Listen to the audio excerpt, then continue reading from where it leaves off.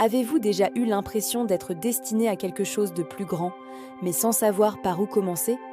Si cette question résonne en vous, alors Else Histoire que nous allons explorer ensemble aujourd'hui pourrait bien être le guide que vous attendiez. Nous allons plonger au cœur d'un chef-d'œuvre de la littérature qui a touché des millions de lecteurs à travers le monde, L'Alchimiste de Paulo Coelho. Ce n'est pas simplement un livre, c'est une invitation à un voyage intérieur, un rappel puissant que nos rêves les plus profonds ne sont pas de simples fantaisies, mais la boussole de notre existence. Préparez-vous à découvrir l'histoire de Santiago, un jeune berger dont la quête d'essayer un trésor va se transformer en une profonde exploration de lui-même et des secrets de l'univers. Ensemble, nous allons décortiquer les enseignements de ce récit intemporel, comprendre comment il peut éclairer notre propre chemin et peut-être changer notre perception de la vie. Accrochez-vous, car l'aventure ne fait que commencer. L'Alchimiste nous transporte dans les paysages ensoleillés de l'Andalousie où nous faisons la connaissance de Santiago, un jeune berger qui mène une vie simple et paisible. Pourtant, au fond de lui, une soif d'aventure et de découverte le pousse à regarder au-delà de ses collines familières. Son existence bascule le jour où il fait un rêve récurrent, celui d'un trésor fabuleux caché au pied des pyramides d'Égypte.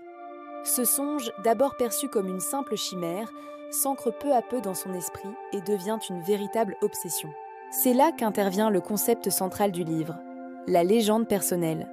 Guidé par la conviction profonde que chaque être humain a une mission unique à accomplir sur cette terre, Santiago prend une décision courageuse. Il décide de tout quitter, son troupeau, sa routine confortable et la sécurité de son quotidien pour se lancer corps et âme dans la poursuite de son rêve. Il est convaincu que s'il s'engage pleinement sur cette voie, l'univers conspirera pour l'aider à atteindre ce qu'il recherche vraiment, transformant son voyage matériel en une quête spirituelle. Le périple de Santiago le mène rapidement à traverser le détroit de Gibraltar pour arriver à Tanger, au Maroc. C'est là qu'il fait ses premières expériences, souvent difficiles, avec le monde extérieur. Naïf et plein d'espoir, il est rapidement dépouillé de tout son argent par un voleur, se retrouvant seul et sans ressources dans un pays inconnu dont il ne parle pas la langue. Cet événement, qui aurait pu signer la fin de son aventure, se révèle être sa première grande leçon. Au lieu d'abandonner, il choisit de voir cette épreuve comme un test.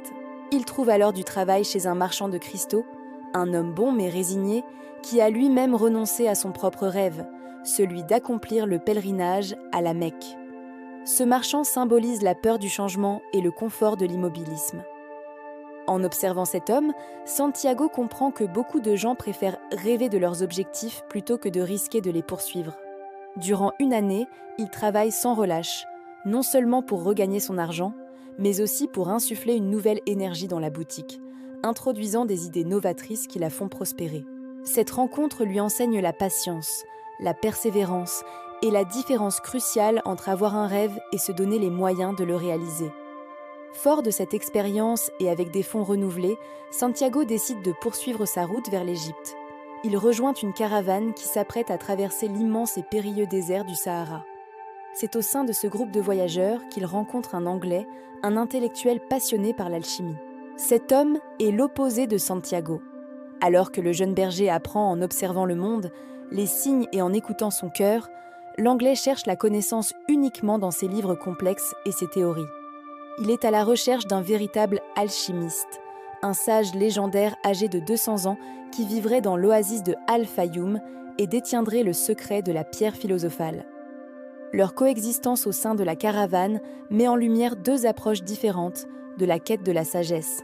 Santiago apprend de l'anglais la discipline de l'étude, tandis que l'anglais commence à comprendre, grâce à Santiago, que la véritable connaissance ne se trouve pas seulement dans les textes, mais aussi dans l'observation silencieuse du monde, dans le langage des signes que l'univers utilise pour communiquer avec ceux qui sont attentifs.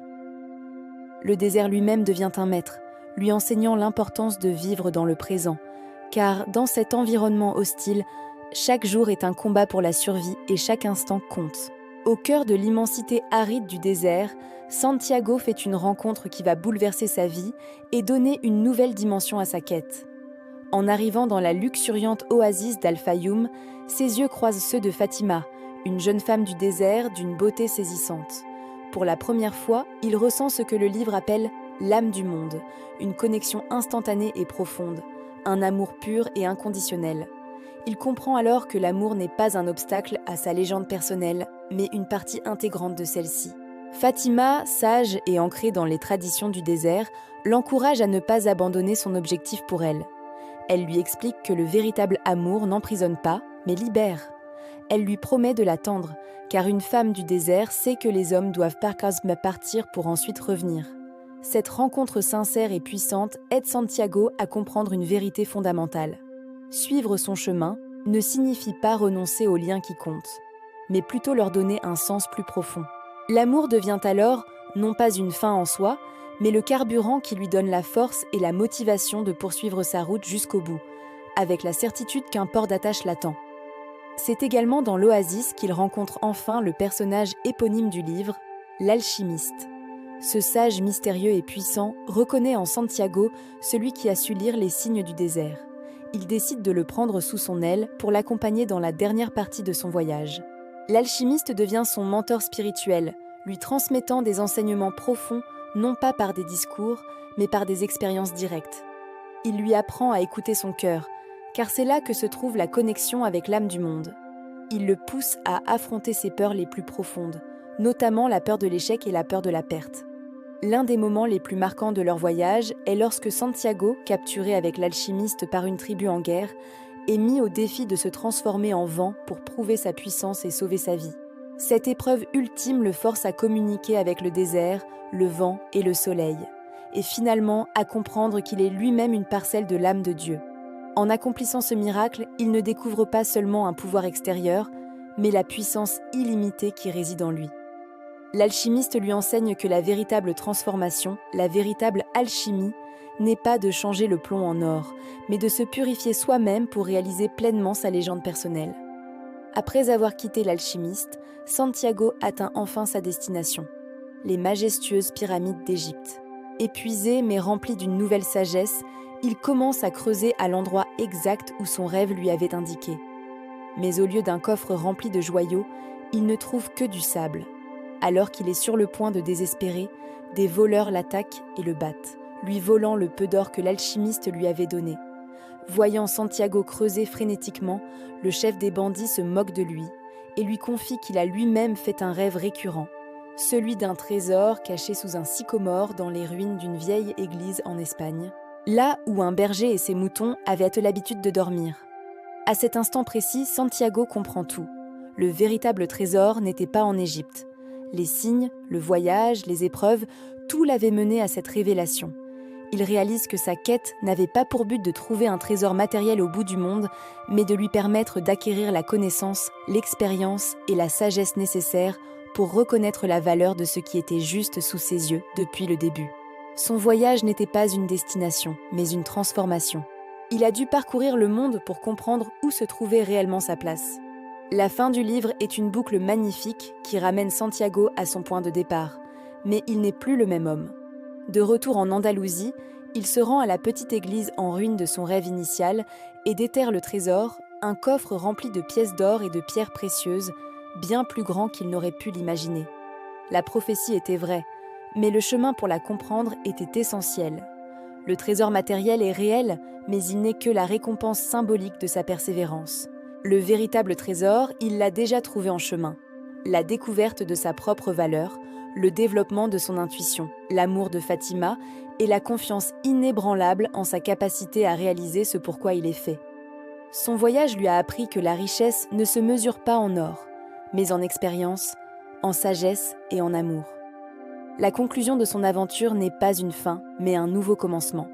Car il sait maintenant qu'il peut retourner dans le désert pour retrouver Fatima, riche non seulement matériellement, mais surtout spirituellement, prêt à construire une vie pleine de sens.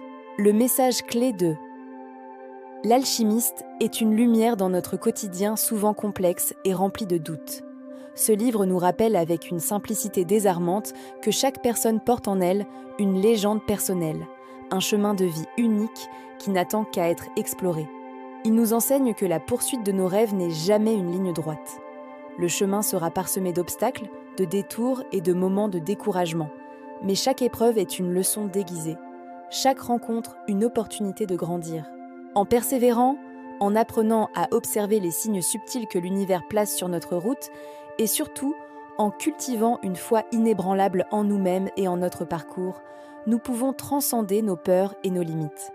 Nous découvrons alors des possibilités que nous n'aurions jamais soupçonnées. Et nous réalisons que le véritable but du voyage n'est pas la destination finale, mais la personne que nous devenons en chemin. Et voilà, le voyage à travers les sables du désert, aux côtés de Santiago, touche à sa fin, mais j'espère qu'il marque le début d'une nouvelle réflexion pour vous. L'alchimiste est bien plus qu'une belle histoire. C'est un miroir tendu à notre âme, nous interrogeant sur nos propres rêves abandonnés et sur la légende personnelle que nous choisissons d'écrire chaque jour. Alors, quelle est votre légende personnelle ? Quels sont les signes que vous avez peut-être ignorés jusqu'à présent ? Si cette exploration vous a inspiré, n'hésitez pas à partager vos pensées en commentaire, à liker la vidéo et surtout à vous abonner pour ne manquer aucune de nos prochaines aventures littéraires et philosophiques. Car rappelez-vous, comme nous l'a enseigné Santiago, lorsque vous voulez vraiment quelque chose, tout l'univers conspire à vous permettre de réaliser votre désir. Merci de nous avoir suivis et à très bientôt pour une nouvelle histoire.